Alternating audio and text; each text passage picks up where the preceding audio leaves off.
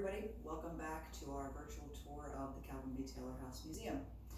We're still on the second floor, and what we're going to be doing now, we're moving from the historic part of the house into a room that we really call the sort of famous persons of Berlin room.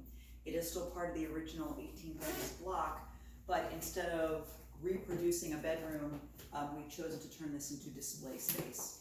So actually, you guys are going to get a sneak preview. We have some exhibits that have been here before. We have an exhibit on Reverend Charles Albert Tinley, who was the man that wrote the gospel that We Shall Overcome was based upon.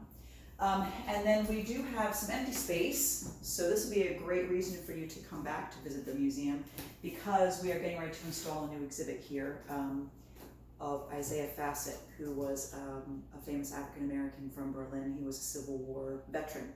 So please come back this summer and check that out. We also have some things about Calvin B. Taylor. The house is called the Calvin B. Taylor House Museum because from around the 1890s to about 1930s, 40s, Calvin B. Taylor and his wife lived here. And Calvin B. Taylor, you probably recognize the name from Calvin B. Taylor Bank.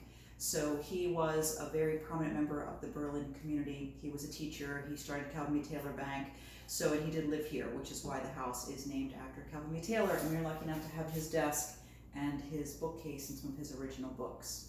The last piece in here currently in this exhibit space is a whole wall based on the race of the century between War Admiral and Seabiscuit, where Riddle Farm is now, back in the 1920s, was a huge horse racing farm.